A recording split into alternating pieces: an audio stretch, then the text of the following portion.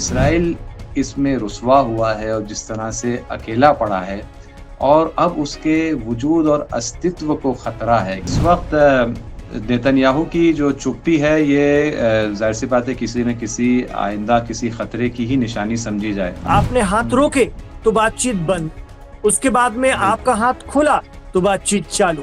वो खुलकर जिस थाली में खा रहे हैं उसी में छेद करने का ऐलान भी कर रहे हैं, क्योंकि अमेरिका के पैसे पर ही और बलबूते पर ही सारा उनका ये खेल चलता है। ऐलान कर दिया है बहुत आज से 2-3 महीने पहले कि ईरान मुआवजा भी लेकर रहेगा।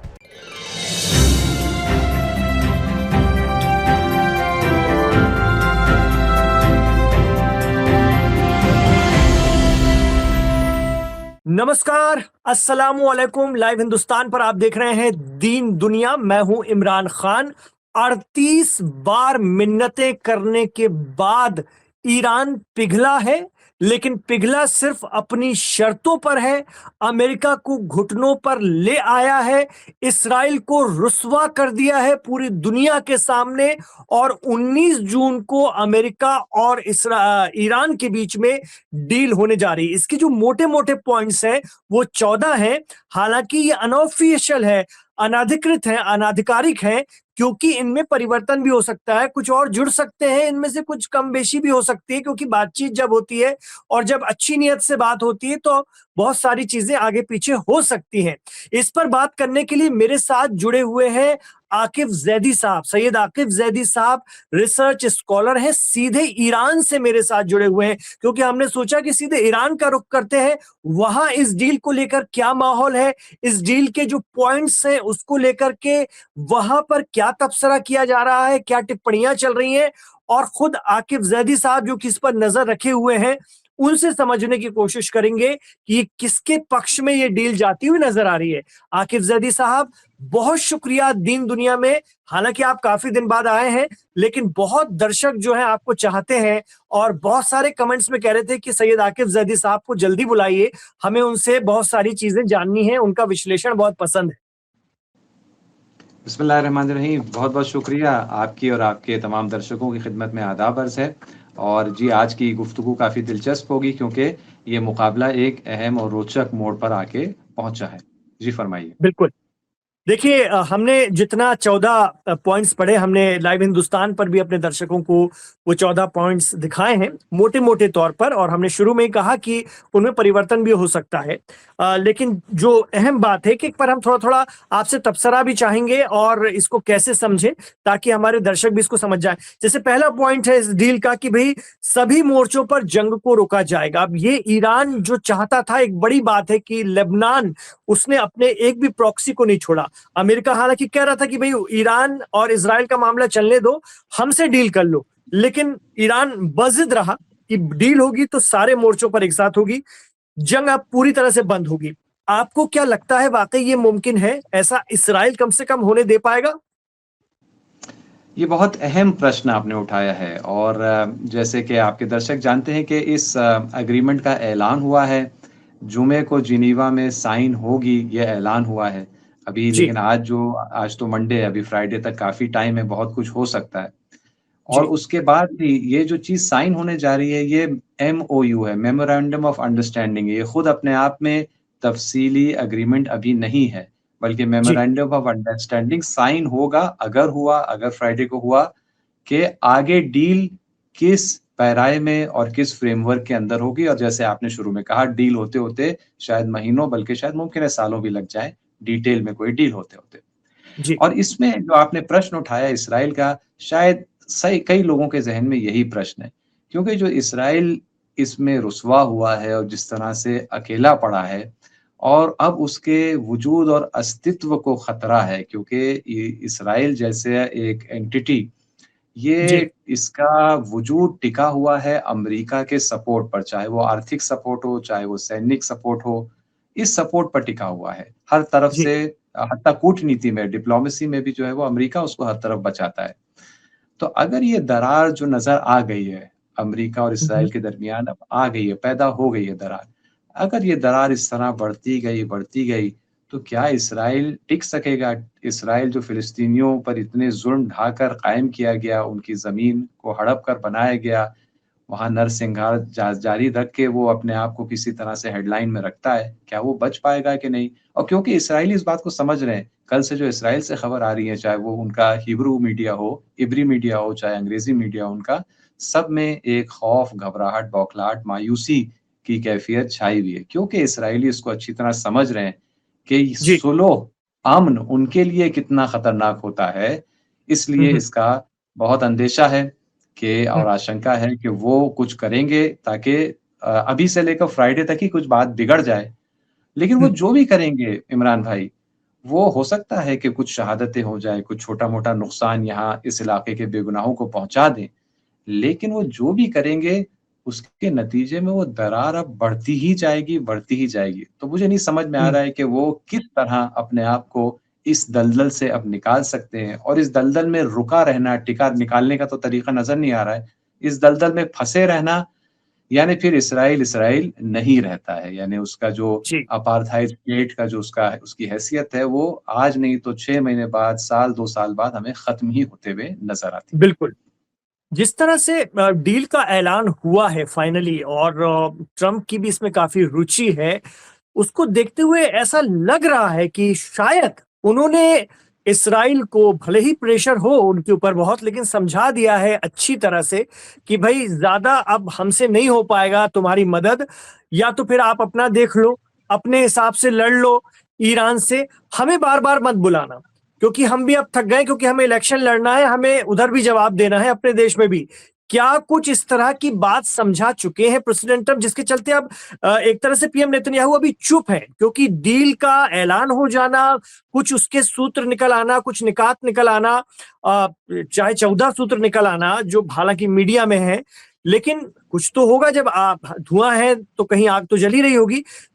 पीएम नेतन्याहू की चुप्पी ये बता रही है कि डपट दिया है, जैसे कि पिछली बार फोन पर डांट कर कहा था कि पागल आदमी, और खुद प्रेसिडेंट ट्रंप ने इस बात को स्वीकार किया था, ये हम नहीं कह रहे, उन्होंने खुद स्वीकार किया था एक इंटरव्यू में जी। कि हाँ मैंने उन्हें पागल आदमी कहा था।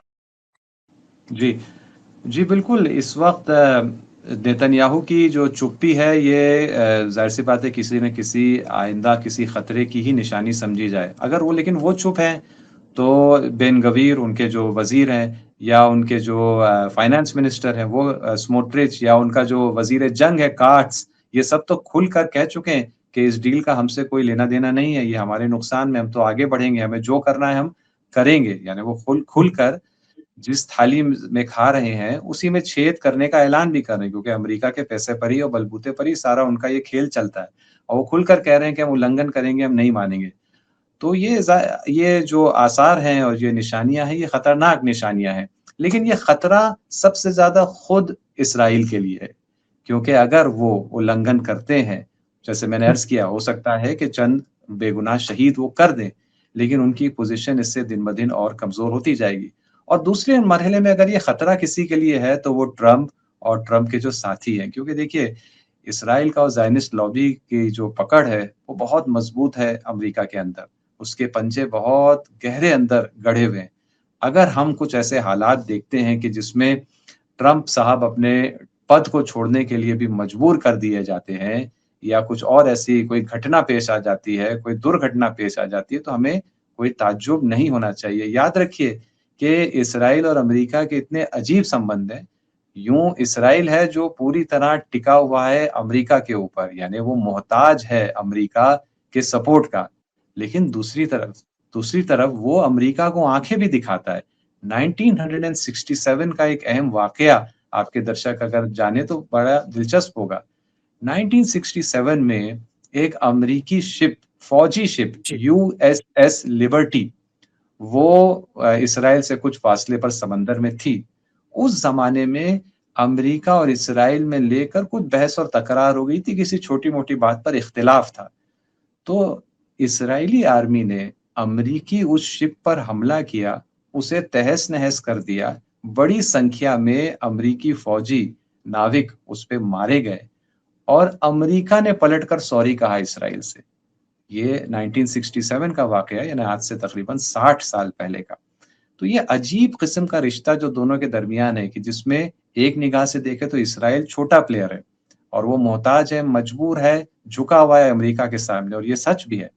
लेकिन एक ज़ायनिस्ट लॉबी है, जो इसराइल को पूरी तरह से चलाती है और अमेरिका को काफ़ी हद तक, 100% नहीं, काफ़ी हद तक लेकिन अमेरिका को चलाती है। इसकी वजह से दोनों के दरमियान संबंध अजीब से हैं। लेकिन अब वो हालात आ गए इमरान जी कि जो भी हो, इसराइल नुकसान पहुँचा सकता है। इसराइल टैक्टिकल थोड़ी बहुत कामयाबी हासिल कर सकता है। भाई लेबनान में उन्हीं ने इतनी ज़मीन पर उन्हीं ने एक हद तक अपना कब्ज़ा जमाया, इससे कोई इनकार नहीं। गज़ा में इतनी बड़ी नस्ल कुशी की है। वेस्ट बैंक, सीरिया में नस्ल कुशी, वो क्राइम्स अगेंस्ट ह्यूमैनिटी किए हैं और कर रहे हैं। लेकिन ये सारी टैक्टिकल विक्ट्रीज़ उनके लिए स्ट्रैटेजिक विक्ट्री हासिल नहीं कर पाती। आज सबका मानना है इस्राएल के अंदर या इस्राएल के बाहर कि आज इस्राएल 6 अक्टूबर के मुकाबले में 6 अक्टूबर 2023 के मुकाबले में आज इस्राएल की पोज़ीशन इस पूरे खित्ते में और हत्ता इस्राएल की पोज़ीशन अमेरिका से रिश्ते को लेकर पहले से ज़्यादा कमज़ोर है। तो एक ऐसे दलदल में वो फँस चुका है कि अब जितना वो हाथ-पैर मारता है, तो वो दलदल में फँसे हुए इंसान की तरह है कि जितना हाथ-पैर मारोगे, उतनी जल्दी डूबोगे। बाहर निकलने का कोई रास्ता इसराइल के लिए नज़र नहीं आता। जी। स्ट्रेट ऑफ हॉर्मुज़ आज से पहले यानी मौजूदा दौर से पहले जो पोजीशन थी और ये हम कहें कि 28 फरवरी से जो पहले जो पोजीशन थी हॉर्मुज़, उसमें तो अब वापस नहीं आ पाएगा। लेकिन ईरान ने वादा किया है इस डील का जो एक अहम पॉइंट है कि भाई ठीक है हम हॉर्मुज़ खोल देंगे और ये है उस डील में कि भाई 30 दिनों के बाद जो है अमेरिका भी अपने ब्लॉकेट वहां से हटा लेगा और हॉर्मुज़ से फिलहाल कोई पैसा ईरान नहीं लेगा, सबके लिए खोल देगा। लेकिन जो ईरान ने कंट्रोल कर रखा है वो कहीं ना कहीं एक तरह से ईरान के हाथ में वो चाबी आ गई है। आगे भी कभी कोई गड़बड़ कोई भी करेगा या कुछ भी इस तरह की कोशिश इजराइल के जरिए भी की गई या अमेरिका और इजराइल ने मिलकर फिर कुछ गड़बड़ की, तो ईरान के पास हमेशा के लिए एक बहुत बहुत अहम इक्का आ गया है और उसे पता चल गया है कि उसकी अहमियत क्या है। और आगे के लिए ईरान ने अपने आप को इस मामले में एक बहुत ही ऐसी स्थिति में लाकर खड़ा किया है कि अब दुनिया भी कांपेगी कि भाई ना ही छेड़ो ईरान को तो बेहतर है। जी, मैं आपसे सहमत हूँ, बिल्कुल ऐसा ही है। बस मैं एक बात मैं अपडेट दे दूँ कि दरअसल क्योंकि इस एग्रीमेंट का टेक्स्ट अभी पब्लिक में आया नहीं ऑफ़िशियल तौर पर, तो थोड़ा-सा कहीं-कहीं वो मिस इन्फॉर्मेशन और डिसएग्रीमेंट है, जो अभी ईरान के अंदर जो लेटेस्ट इस बारे में बात मीडिया में ऑफ़िशियली आई है, वो ये है कि मैं फिर कह रहा हूँ, अभी असल टेक्स्ट सामने ईरान में भी नहीं आया है, जी। लेकिन जो यहाँ के हम्म, ओहदेदार ने कहा है, वो ये है कि फिलहाल हमारी अमेरिका के साथ ये बात तय पाई है कि ब्लॉकेड पहले हटेगा और फिर जब और वो आज से ही हटना शुरू हो जाएगा और जब जुमे को जिनीवा में ईरान ये साइन कर देगा, उसके हम्म, बाद Iran straight of hmm, Hormuz पर अपने कंट्रोल को थोड़ा पहले के मुकाबले में ढीला करेगा। उसके बाद कभी भी ऐसा नहीं होगा कि जैसे जी। 27 फरवरी को था कि ईरान को बताए बगैर, ईरान से पूछे बगैर यहाँ पर से जहाज़ गुज़रते थे, अब वैसा कभी नहीं होगा। लेकिन हाँ, पहले के मुकाबले में ईरान थोड़ी ढील देगा और अहम तरीन ये बात तो आपने आपने कह दी। ये आपने बहुत बड़ी बात बताई। देखिए पश्चिमी मीडिया और ईरान से हम चूंकि आपसे डायरेक्ट ईरान से बात कर रहे हैं तो कितना तजाद है। देखिए पश्चिमी मीडिया की रिपोर्ट जो ऑल ओवर दुनिया में वर्ल्ड में चल रही है वो यही है कि पहले ईरान खोल देगा फिर 30 दिन के बाद अमेरिका खोल देगा। आपने बताया कि ऐसा नहीं है, ईरान में ये साफ है कि भाई पहले अमेरिका ब्लॉकेट हटाएगा और उसके बाद ईरान खोलेगा। देखिए कितना तजाद है दोनों ही खबरों में बिल्कुल सही, और ये कितना बिल्कुल अच्छा है कि सही। हमारे दर्शकों को सही स्थिति पता चल रही है। बिल्कुल और मैं इसमें एक दिलचस्प पहलू मैं इसको ऐड भी कर दूँ। एक एक तो ख़ैर वेस्टर्न मीडिया में ज़ाहिर-सी बात है ईरान और वेस्ट एशिया को लेकर झूठ होता ही है ज़्यादा, लेकिन उसके अलावा एक और भी वजह शायद इस गलत इन्फॉर्मेशन की है कि कल शाम तक, कल रात तक बल्कि अमेरिका इसी पर अड़ा हुआ था कि पहले स्ट्रेट ऑफ हॉर्मुज़ को ज़रा उस पे ढील दी जाएगी, उसके 30 दिन बाद हम ब्लॉकेड खोलेंगे। जी। लेकिन कल नेतन्याहू ने और इज़राइल ने इस मसले को हल कर दिया और ज़ाहिर-सी बात ईरान मान नहीं रहा था और इसकी वजह से चाहे लाख ट्रम्प कहता है कि डील होने वाली, ईरान कह रहा था हम अभी भी गौर कर रहे हैं, सोच रहे हैं। लेकिन नेतन्याहू ने मसला हल कर दिया। कल इज़राइल ने जो बेरूत पर फिर हमला किया, उसके बाद जो ईरान ने बयान दिया कि आज रात हम ज़बरदस्त कार्रवाई करेंगे। पहले पहले आपके दर्शक ये भी ज़रा सोच लें कि कितना वो ताकत का संतुलन बदल गया है इस क्षेत्र में कि ईरान को अब ज़रूरत महसूस भी नहीं होती कि अचानक हमला करे। वो 10-12 घंटे पहले कह देता है हम हमला करने वाले हैं, वो करता है और इसराइल, अमेरिका उसका कुछ बिगाड़ नहीं पाते और उसको उन्हें वो हमला बर्दाश्त करना पड़ जाता है। तो फिर उसने कल कह दिया था, कल दोपहर जी। में कि हम करने वाले हैं रात को।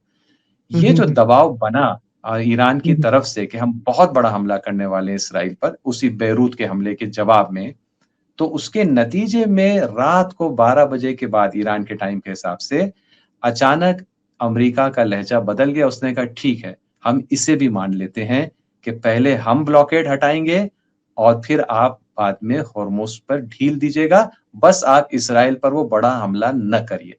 तो ये भी हुँ, हुँ। इसके पीछे का बैकग्राउंड ये है कि ये तब्दीली भी जी, आई। जी। तो मैं जी, तो मैं अर्ज़ ये कर रहा था कि ये त आपने जो अहम तरीन बात तो आपने अपने बयान में कह दी, मैं उसी को दोहराना चाहूँगा कि ईरान चाहे ढील अब कितनी ढील देगा पहले के मुकाबले में होर्मुज़ पे ढील देगा। उसका कोई मकसद नहीं है कि होर्मुज़ पर कोई ताला हमेशा के लिए लग जाए। ना उसका फ़ायदा है, ना आस-पास पड़ोसी मुल्क का फ़ायदा है। फ़ायदा तो इसमें है कि वहाँ पर तिजारत जारी रहे और लेकिन तिजारत जारी रहे लेकिन इस खित्ते के लोगों का फ़ायदा हो। अमेरिका, इसराइल का फ़ायदा नहीं होना चाहिए उसके अंदर। वो तो जारी रहेगी जी, तिजारत। आपने लेकिन बहुत बढ़िया। अहम बात कह दी आपने जी। अहम बात कह दी कि अगर उसने ढील दे भी दी, अगर हुँ, उसने पैसे लेना छोड़ भी दिए, तो भी वो चाबी हमेशा उसके हाथ में है कि हुँ, भाई हुँ, हुँ। दुनिया का 20% तेल, दुनिया की 30-40% गैस जहाँ से गुज़रती है, अगर दोबारा किसी ने बदमाशी की, चाहे वो अमेरिका, इसराइल हो, चाहे वो कोई और उसकी गुलामी करते हुए दुनिया के कोने में कोई भी और देश हो, तो वो जान ले कि चाबी ईरान के पास है और उसने एक बार बिल्कुल, दिखा दिया है। क्योंकि अभी उसने तक दिखा आतिफ ज़ैदी साहब हम सिर्फ़ सुनते ही थे, मतलब 28 फरवरी से पहले तक हम सिर्फ़ सुनते ही थे कि ईरान होर्मुज़ को बंद कर देगा, ईरान के पास ऐसी चाबी है जिसका इस्तेमाल वो करता नहीं है, लिहाज़ में नहीं करता है, इंसानियत के नाते नहीं करता है और लोगों से संबंधों के नाते नहीं करता है। लेकिन जब उसने किया, तो फिर दुनिया ने वो उसका जो अज़ाब, उसका जो अज़्र है वो भी झेला और अभी भी झेल रही, तो बड़ी एक राहत दुनिया को हो जाएगी कम से कम होर्मुज़ खुलने से जो तेल है, जो गैस है, उसके दामों में जो बढ़ोतरी हुई है कम से कम वो गिरेगी और दुनिया को एक बिल्कुल, बहुत बड़ी राहत मिलेगी। बिल्कुल। बिल्कुल ऐसा ही है, ए बिल्कुल ऐसा ही एक है और एक एक और उम्मीद है कि वो इसमें जो ज़ायनिस्ट बस ये जी। डर है इमरान भाई कि ज़ायनिस्ट लॉबी इसमें जो है दोबारा रोड़े ना अटकाए। इसराइल और जो ज़ायनिस्ट लॉबी है, हुँ, वो उसको दुनिया की नहीं पड़ी है। उसको सिर्फ़ अपनी पड़ी है, अपनी जेब की पड़ी है। तेल के दाम बढ़ते हैं तो भी वो कमाते हैं बड़े-बड़े जो सरमाएदार और उद्योगपति हैं। तो जी। बस उनका उनसे खतरा है कि लेकिन अगर वो कुछ बेवकूफ़ी करते भी हैं तो उनको भी आखिर मज़ा चखना पड़ेगा और उनकी भी शिकस्त होगी लेकिन थोड़ा टाइम लग सकता है। जी। अब देखिए और एक बड़ा कमाल हो रहा है इस डील में। एक पॉइंट है, फिर भी आप कह रहे हैं कि बहुत सारे पॉइंट्स अभी बदले जाएँगे और मोटे-मोटे बात है। चाहे वो पश्चिमी मीडिया के हवाले से जो पॉइंट्स जारी किए गए हैं, जो पूरी दुनिया इसको दिखा रही है और जो ईरान का मीडिया भी दिखा रहा है। उसमें ये है कि जंग से पहले तक जिस जो ईरान की स्थिति थी, या हम कहें कि कमोबेश 50 सालों तक इस्लामिक रेवोल्यूशन के बाद से, अमेरिकन सैंक्शंस के बाद से जो स्थिति थी, अब इसके उलट होने जा रहा है। अमेरिका सैंक्शंस हटाएगा, फ्रीज पैसा जो कि करीब 24 अरब डॉलर बनता है, वो भी ईरान को देना पड़ेगा या देने के लिए अमेरिका राजी हो गया है। तो इस जंग ने तो ईरान को बम-बम कर दिया, ईरान की इकोनॉमी को कहां से कहां पहुंचा दिया। और ऐसा नहीं है कि जंग में ईरान ने कमाया नहीं है, ये बात दुनिया भी जानती है और कई रिपोर्ट्स हमने भी दिखाई थी कि हुर्मुज़ से इस दौरान दन दनाकर जो उसने तेल बेचा है जंग के दौरान, और पहले तो फिर भी लिहाज था, पहले अमेरिकी सैंक्शंस का एक पूरा सिस्टम होता था जिसके चलते उन्हें दिक्कत थी। अभी तो खूब बेचा है और खूब मोटा माल बनाया है। इधर 24 अरब डॉलर भी मिलने जा रहे हैं। तो क्या ईरान की ये बहुत बड़ी जीत नहीं और अमेरिका सीधे तौर पर घुटनों पे आया है? बिल्कुल, ये ईरान की एक जीत है, लेकिन इससे भी बड़ी जीत आने जा रही है कि मैं उसके बारे में भी अभी कुछ अर्ज़ करूँगा। लेकिन ये जो 24 बिलियन डॉलर है, सबसे पहले तो ये दर्शकों के लिए स्पष्ट हो जाए, ये खुद ईरान का पैसा है। ये किसी और का पैसा नहीं है, वो ईरान का पैसा है जो नाजायज़ तौर पर अमेरिका और दूसरे पश्चिमी मुल्क उसको दबाकर फ्रीज़ करके रखे थे। ये भी मैं बता दूँ कि इसी तरह से रशिया का भी बहुत पैसा वो लोग दबा के खाए हुए बैठे हुए हैं।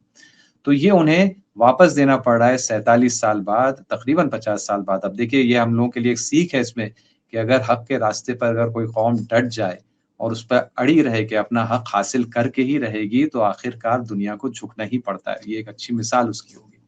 तो ये बात है। दूसरी बात आपने सही कहा, जंग के दौरान भी ईरान ने तेल बहुत बेचा है और बड़े ऊँचे दाम पर बेचा है। हत्ता जो मार्केट में जो ब्रेंट ऑयल की जो प्राइस आप देखते हैं, खबरों में आती है, उससे ज़्यादा दाम पर भी ईरान ने बहुत तेल बेचा है क्योंकि शॉर्टेज थी। तो ज़ाहिर-सी बात है जब शॉर्टेज होती है तो मुँह माँगे दाम मिलते हैं, तो उसमें भी बहुत कमाई हुई है ईरान की। और हम्म, तीसरी बात कि जो मैं अर्ज़ करना चाह रहा था कि इससे बहुत बड़े आगे भी बात होने जा रही है, वो ये कि ईरान इस बारे में खुलकर कह चुका है, जो रहबर हैं, सुप्रीम लीडर हैं, उन्हीं ने भी इस बारे में ऐलान कर दिया है, बहुत आज से 2-3 महीने पहले कि ईरान मुआवज़ा भी लेकर रहेगा। अब वो जी। मुआवज़ा यानी ये $24 बिलियन डॉलर ये तो उसका अपना पैसा है। मुआवज़ा जो उसके ऊपर हम्म, जो उसका हमला किया गया, जो माली हम्म, नुकसान हुआ, जो जानी हम्म, नुकसान हुआ, इन सब का मुआवज़ा लेने का पूरा इरादा है। और जैसे सुप्रीम लीडर ने अपने बयान में कहा है कि हम ये मुआवज़ा हमला करने वालों से लेकर रहेंगे, अगर उन्हीं ने खुद से नहीं दिया, तो हमें तरीके आते हैं कैसे हम उनकी रज़ामंदी के बगैर उनसे हासिल कर लेंगे। और तीसरी बात ये कही कि अगर वो भी हम नहीं कर पाए, तो हम उतना ही उनको नुकसान भी पहुँचाएँगे, जितना उन्हीं ने हमें आर्थिक और इक़्तिसादी नुकसान पहुँचाया है। तो ये तो अभी जी। पूरी बाकी है ये बातचीत। क्या ये 60 दिन के अंदर मुआवज़े वाली बात पूरी होगी, नहीं होगी? 30 दिन में, 60 दिन में, इस जुमे के बाद, ये वक़्त बताएगा। लेकिन क्योंकि उसमें एक मुआवज़ा कंडीशन भी है, उसमें एक कंडीशन है कि बातचीत जो भी चलेंगी आगे, सकारात्मक बातचीतें, वो इसी आधार पर चलेंगी कि ईरान की किस्त आती जाएगी। मतलब हुँ, ईरान को जैसे आधी रकम आपको देनी पड़ेगी, आपने हाथ हुँ, रोके तो बातचीत हुँ, बंद, उसके बाद में बिल्कुल। आपका हाथ खुला तो बातचीत चालू। इस तरह की व्यवस्था ईरान ने बनवा दी है। बिल्कुल ऐसे ही है, बिल्कुल ऐसे ही है। देखिए, जो दुनिया इस वक़्त देख रही है इमरान जी, वो ये है कि एक नए किस्म का सुपर पावर उभर के आ रहा है। दुनिया में और हैं सुपर पावर, पहले भी थे, कुछ एक थे, आज नहीं हैं। लेकिन इस किस्म का सुपर पावर किसी ने नहीं देखा इमरान जी, एक नैतिक सुपर पावर। आपके दर्शक जानते हैं कि ईरान के 850 स्कूल्स पर अमेरिका ने हमला किया है इस जंग में। 850 स्कूल, जी। दसियों की तादाद में अस्पताल बर्बाद किए हैं, जिसमें एक तो गांधी हॉस्पिटल है, जो तेहरान में होता है। और जी। न जाने कितना सिविलियन इंफ्रास्ट्रक्चर को टारगेट किया। अभी 1 हफ्ता पहले आपने भी क्या कवर किया होगा, जिस तरह 2 पानी की बड़ी टंकियाँ जो एक बहुत ही रेगिस्तानी सूखे इलाके में किश्म आइलैंड पर, उनको भी तबाह किया। ये काम है इनका। इसके बदले में ईरान ने, आप बताइए, 1 स्कूल बताइए, ईरान ने 8 देशों पर अमेरिकी और इज़राइली इंटरेस्ट पर हमला किया, 8 देशों पे। 1 स्कूल जी। उसमें कोई बता दे, 1 अस्पताल हम्म, उसमें कोई बता दे, 1 उसके अंदर कोई पानी की टंकी बता दे, कहीं नहीं आपको मिलेगी। तो हम्म, नैतिक अंदाज से लड़ना एक ऐसे दुश्मन के साथ जो नैतिकता को जानते ही नहीं कि नैतिकता होती क्या है, और फिर जी। उसको हरा देना। या हम्म, 10-20 साल तो कम से कम हो गए कि ईरान के पास परमाणु हथियार बनाने की क्षमता थी। खुद ईरान कहता है, खुद शहीद रहबर भी कह चुके हैं कि अगर हम बनाना चाहते तो दुनिया की कोई ताकत हमें यानी ईरानियों को रोक नहीं सकती थी। 20 साल से तकरीबन ये क्षमता है। देश में कौन-सा आपको दुनिया में कौन-सा ऐसा देश मिलेगा जिसमें परमाणु हथियार बनाने की क्षमता थी और उसने नहीं बनाया? और ईरान हम्म, तन्हा ऐसा देश मिलेगा जिसने नहीं बनाया, जबकि परमाणु हथियार से लैस उसके दुश्मन हर दिन परमाणु हथियार उसके ऊपर दागने की धमकी भी देते थे, फिर भी नहीं बनाया। तो नए किस्म का सुपर पावर दुनिया में उभर कर आ रहा है। ये वही ताकत है जिसकी दुनिया को ज़रूरत है। क्योंकि दुनिया में देखिए या तो फिर नैतिकता की बात होती है या ताकत की। जो नैतिकता की बात करते हैं उनके पास ताकत नहीं होती है, जिनके पास ताकत होती है, उनके पास नैतिकता नहीं होती है। लेकिन जी। देख, पहली बार कई सदियों के बाद दुनिया में एक ऐसी ताकत उभर के आ रही है जिसमें अखलाक और नैतिकता भी पाई जाती है। और ये जी। दुनिया के तारीख को बदलने जा रही है। साल में नहीं, 2 जी। साल में नहीं, एक आध नस्ल लगेगी, लेकिन दुनिया को एक नए डायरेक्शन में ले जाने के लिए ये ताकत उभर के आ रही है। बिल्कुल। आपने एक अहम बात बताई कि मुआवज़ा भी देना पड़ेगा, तो ये सारा बिल अरब देशों पर फटेगा। अमेरिका अपनी जेब से तो देने से रहा, अरब देशों से कहेगा कि ईरान को भरो, पैसे दो, तो अरब देश तो दुगनी मार से मरे। एक तो उन पे मिसाइलें गिरी ईरान की, अमेरिका को अपने बेसिस देने की एवज़ में पिटाई भरपूर हुई, इंफ्रास्ट्रक्चर तबाह हुआ और अब पैसा भी उल्टा ईरान को देना पड़ेगा क्योंकि अमेरिका तो उन्हीं से दिलवाएगा। देखिए, अमेरिका तो ये कोशिश करेगा कि अरबों से दिलवाए, अमेरिका का ये तरीका है। देखिए, अमेरिका के कोई दोस्त नहीं होता है। अमेरिका जो है वो सिर्फ़ जो है वो टिश्यू पेपर की तरह इस्तेमाल करके फेंकता है और ये अरब जो सुल्तान और दरबार हैं, इनको भी ये अगर पहले बात नहीं पता थी, तो अब उनको ये समझ में आना शुरू हो गई है। तो कोशिश तो जी, अमेरिका ये करेगा, लेकिन क्या वाक़ई वो अपनी कोशिश में कामयाब रहेगा या नहीं? ईरान के पास कोई ऐसे तरीके हैं कि वो अमेरिका को ही मजबूर करे, वक़्त बताएगा। अभी बहुत जल्दी है इसके बारे में कुछ भी कहना। बस मैं ये जी, कह दूँ इमरान जी कि ये जो अमरीकी-इसराइली गुलामी की ज़ंजीरों से ये जो खाड़ी के देश आज़ाद हो रहे हैं, कुछ हद तक हो गए हैं, कुछ अभी होना बाकी है। ये अगर मान लें, अगर हम मान भी लें कि मुआवज़ा इन्हीं को देना पड़ा, अगर मान लें, जो कि मुझे अभी जी, यकीन नहीं है कि ऐसा होगा, मुझे उम्मीद है कि ईरान अमेरिका से ही निकलवाने का तरीका ढूँढ लेगा। लेकिन बिलफ़र्ज़ अगर उनको ये देना भी पड़ा, तो भी हुँ, पैसे के एतबार से ये घाटे का सौदा नहीं होगा। क्योंकि जिस तरह से अमेरिका और अमेरिकी कंपनी इनके ऊपर काबिज़ थे, इनका जो तेल निकलता था, उसका ज़्यादातर फ़ायदा तो इन देशों को पहुँचता था। ये हम ना देखें कि दुबई में इतने बड़े-बड़े टावर बन गए, तो हम समझते हैं कि दौलत का बड़ा हिस्सा यहीं रुक रहा था। नहीं, ऐसा नहीं था। तेल हुँ, कौन निकालेगा? किस दाम में बेचेगा? कब बेचेगा? कहाँ बेचेगा? ये फ़ैसले लेने में ये लोग आज़ाद थोड़ी हुआ करते थे। अब जब हुँ, इनको ये आज़ादी मिलेगी, भले उनको जो है मुआवज़ा देना पड़ जाए ईरान को, लेकिन 5-10 साल के अंदर उस आज़ादी के नतीजे में इनकी दौलत जो इनके पास रहेगी और फ़ुज़ूल की चीज़ों में, अय्याशी में खर्च नहीं होगी या फ़ुज़ूल के असलहा खरीदने में नहीं। इमरान जी सऊदी अरब दुनिया में असलहा खरीदने की लिस्ट में पहले या दूसरे नंबर पर आता है। किसी जी। साल 60 बिलियन, किसी साल 80 बिलियन डॉलर उसने अमेरिका से 1 साल में असलहा खरीदा है। लेकिन ये असलहा उसके कब काम आया? कुछ भी काम नहीं आता। जी, ये जो उसके पैसा इस तरह से और क्यों खरीद रहा है वो? मजबूर है और ना, ज़रूरत उसके पास पड़ती है फिर पाकिस्तान की फ़ोर्सेस लगाने की और पाकिस्तान के साथ डिफेंस डील करने बिल्कुल, की स्थिति ये बिल्कुल बनती है। सही। बिल्कुल, इतना पैसा आप खर्च कर रहे हैं और तो आपके पास ताकत भी तो आनी चाहिए। नहीं, वो पैसा खर्च हुँ, होता है, वो दरहकीकत वो हफ़्ता दिया जा रहा है। अमेरिका कहता है आपको इतना लेना पड़ेगा। मुझे तो ये भी हुँ, इत्मीनान नहीं है कि अमेरिका बाद में डिलीवरी करता भी है उन हवाई जहाज़ की, नहीं कि बस पैसा लेके दबा के बैठ जाता है, शायद माल भी नहीं आता हो। पता नहीं मुझे, बस मैं कह रहा हूँ।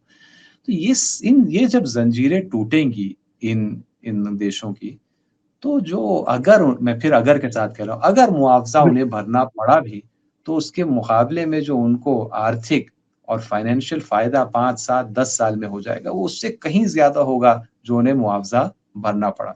ज़ंजीरें टूटना अहम है, उसके बाद एक बार आज़ादी आ जाती है, तो तरक्की की कोई हदें बाकी नहीं रहती। जी, बिल्कुल। डील में एक पॉइंट ये भी था और उसके अंदर मैं ईरान की प्रतिक्रिया में जानना चाहूँगा, ईरान में क्या है? वो ये है उसमें कि भई अपना तेल और पेट्रोकेमिकल्स ईरान बेच सकेगा, जो लंबे सैंक्शंस बरसों से थे, उसमें ढील दी जाएगी और भी ढील बढ़ाई जाएगी, धीरे-धीरे करके चीज़ों को पटरी पर लाया जाएगा, लेकिन ईरान बेच सकेगा। देखिए, ईरान की आवाम का मानना पड़ेगा कि उसने बरसों तक सैंक्शंस को झेला, अपने आप को खुद मुख्तार बनाया, अपने आप को आत्मनिर्भर भी बनाया, लेकिन फिर भी दुनिया के साथ कदम से कदम मिलाकर चलने के लिए दुनिया का साथ लेना ज़रूरी है, दुनिया को देना भी पड़ेगा, दुनिया से लेना भी पड़ेगा। तो ईरान के लोग इसको लेकर बहुत पॉज़िटिव हैं क्या कि हमें अपनी चीज़ें और अपनी ख़ास तौर से जो ईरान के प्रोडक्ट हैं और ख़ास तौर से तेल और गैस जिसमें ईरान के पास जिसकी भरमार है और अच्छी क्वालिटी का तेल उनके पास है, वो दुनिया को वो दे सकेगा और इससे ईरान के लोग पैसा कमाएँगे, ईरान के लोगों की स्थिति मजबूत होगी। क्या वो इसको लेकर पॉज़िटिव हैं? इमरान जी, ईरान में जंग जब से थोपी गई 28 फरवरी को, मैं अंदाज़े से कह रहा हूँ कि तकरीबन मार्च के आखिर-आखिर तक जब जी, ईरानी जनता को ये इत्मीनान और यकीन हो गया, तकरीबन जी, 3 से 4 हफ्ते लगे, ईरान की जनता के तकरीबन सभी लोगों को ये इत्मीनान हो गया कि इस जंग में जीत ईरान की होने जा रही है। जब वो स्थिति आ गई, तब से इस मुल्क में भविष्य को लेकर, इस मुस्तकबिल को लेकर जी। उम्मीद और उमंग में बहुत इज़ाफ़ा हुआ है। बहुत हुँ, ज़्यादा उम्मीद में इज़ाफ़ा हुआ है। और अब आम तौर पर ये तसव्वुर पाया जाता है कि शायद 2 महीने और लगें, शायद 6 महीने और लगें, शायद 1 साल और लग जाए इस मुश्किलात को ख़त्म होने में। लेकिन अब वो दिन दूर नहीं कि जब आर्थिक एतबार से भी आसानियाँ ईरान में पहले के मुकाबले में ज़्यादा होंगी। जी। क्यों? क्योंकि क्योंकि ये एक एक समझ में तबका आ तो गया। होगा ईरान के अंदर भी जो ये सोचता होगा ना कि हम ही क्यों या हम ही क्यों इतना परेशान हों?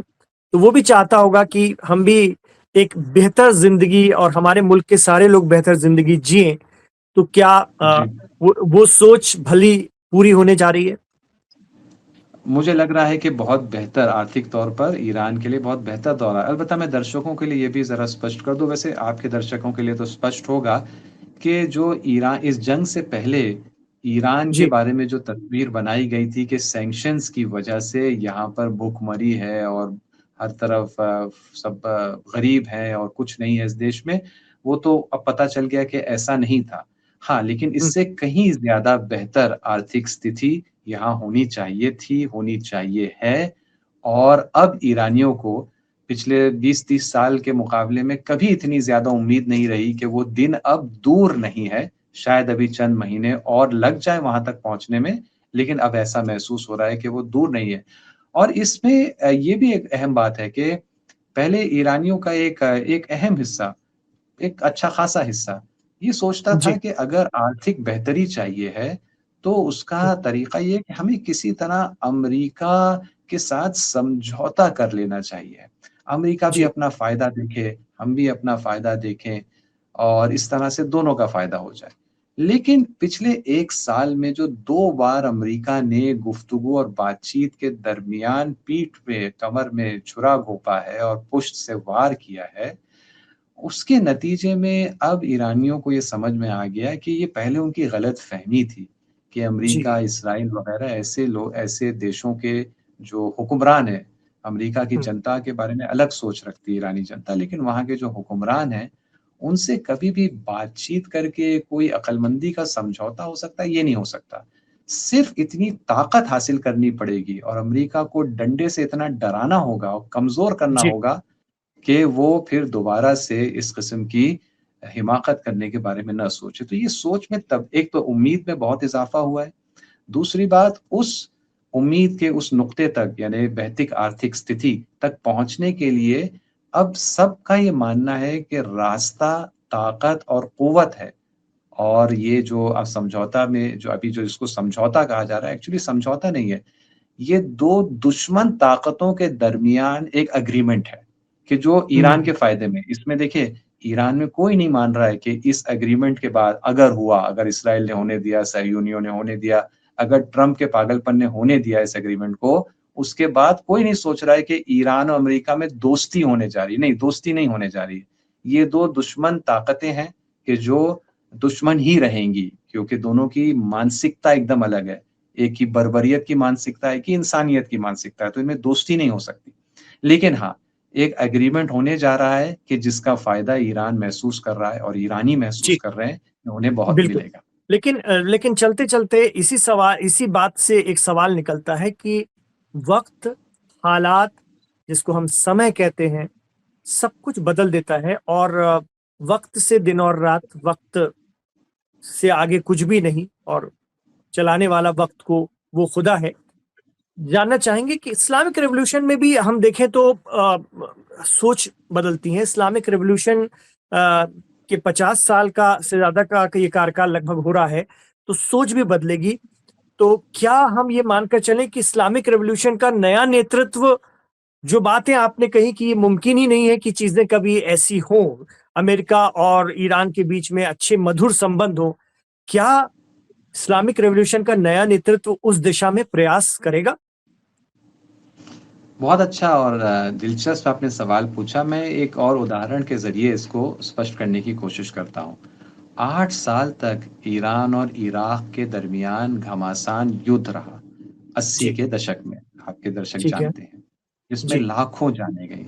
आक्रमण इराक ने किया था उस ज़माने में, सद्दाम नाम का एक ज़ालिम वहाँ पर हुकूमत करता था, उसने आक्रमण किया था और लाखों जानें इस मुकाबले में गईं। और दो ज़ाहिर-सी बात है दोनों देशों में एक दुश्मनी की कैफ़ियत थी। लेकिन आज ईरान और इराक के दरमियान बहुत दोस्ताना और गहरे संबंध हैं। इस वक़्त बिल्कुल, ईरानी और इराकी एक-दूसरे के देश में बगैर वीज़ा के सफ़र करते हैं, वीज़ा की ज़रूरत नहीं है। इस वक़्त इस पूरे युद्ध में मैं एक नुक्ता मैं बता दूँ, लोग कहते हैं कि खाड़ी के जो अरब ममालिक हैं, वो ईरान के खिलाफ हैं, खाड़ी के अरब ममालिक ईरान के खिलाफ हैं। भाई खाड़ी के जितने अरब ममालिक हैं, उसमें एक अरब मुल्क इराक है। जितनी उसकी जनसंख्या है, आप बाकी जितने खाड़ी के अरब ममालिक हैं, सबकी जनसंख्या मिला लें, इराक जितनी नहीं है। तो ये जो मेन जो अरब मुल्क है पर्शियन गल्फ का, फ़ारस की खाड़ी का, वो तो पूरी तरह से जो है वो मुकाविमत के साथ और रेज़िस्टेंस और ईरान के साथ है। बेहतरीन दोस्ताना इनके आपस में संबंध पाए जाते हैं। ये कैसे जी। तब्दीली आई? तब्दीली हुँ, कैसे आई? तब्दीली इसलिए आई क्योंकि इराक में हुकूमती निज़ाम पूरी तरह बदल गया। वो बजाय इसके कि एक ख़ास गिरोह, एक पार्टी, एक ज़ालिमाना पार्टी के हाथ में हो, वो वहाँ पर अवाम के हाथ में आ गया। वहाँ पर इस्लामी मूल और नैतिकता को मानने वाले लोग पूरी तरह तो नहीं लेकिन काफ़ी हद तक पावर में आ गए और उसकी वजह से दोस्ती हो गई। तो उम्मीद है फ्यूचर में, हत्ता अमेरिका और ईरान की दोस्ती की भी उम्मीद है फ्यूचर में। लेकिन उसकी उम्मीद कहाँ की जा सकती है कि जब अमेरिका की जनता वाक़ईन अपने ज़ालिम हुक्मरानों से, उनके ऊपर जो सवार सहयूनी और ज़ायनिस्ट लॉबी है, उनसे जिस दिन आज़ादी हासिल करेगी, उस वक़्त हम उम्मीद कर सकते हैं कि ईरान और अमेरिका के दरमियान भी संबंध बहुत अच्छे होंगे, शायद उससे भी अच्छे हो जाएँ जो इस वक़्त ईरान और इराक के दरमियान हो चुके हैं। बहुत अहम बात और बहुत ही अच्छे तरीके से आपने समझाया और जो अहम पॉइंट्स हैं उस पर हमने बात की और काफ़ी हद तक यही जो है मुद्दे बने रह सकते हैं इस बातचीत में, इस डील में क्योंकि सारी बातचीत, सारा झगड़ा और सारा कुछ अगर हम देखें पिछले 107 दिनों में तो इन्हीं मुद्दों के इर्द-गिर्द घूमा है। तो उम्मीद करेंगे कि इन्हीं मुद्दों से कोई समाधान निकल के आएगा और इसमें और भी चीज़ें अगर प्लस होती हैं तो अच्छी बात है, माइनस भी होती हैं तो जो दोनों के हक में बेहतर होगा वो हमें देखने और सुनने के लिए मिलेगा। हम सबकी इस पर नज़र बनी होगी। आकिब ज़ैदी साहब बड़े शॉर्ट नोटिस में आपने वक़्त दिया ईरान से क्योंकि हम समझ सकते हैं मुहर्रम अनकरीब है, आप भी उसकी तैयारियों में लगे हुए हैं। एक चलते-चलते मुहर्रम से मुझे याद आया कि मुहर्रम ईरान में और ख़ास तौर से जंग के बाद और ख़ास तौर से आयतुल्लाह अली ख़ामनेई साहब की शहादत के बाद ये पहला मुहर्रम है। वहाँ पर इस वक़्त माहौल कैसा है? ये मुझे चलते-चलते हमारे दर्शकों को बता दीजिए। बहुत आपने पते का सवाल पूछा इमरान जी, बिल्कुल ऐसा ही है। आज रात से यहाँ मुहर्रम शुरू होने जा रहा है। हर तरफ यहाँ पर सियाहपोशी है, काला लिबास, काले झंडे, काले कपड़े, गम का माहौल है। लेकिन आप और आपके दर्शक जानते हैं कि मुहर्रम का गम, इमाम हुसैन का गम एक अलग टाइप का गम है। आम तौर पर जब हमारा कोई घरवाला इस दुनिया से जाता है, हमें गम होता है, हम रोते हैं।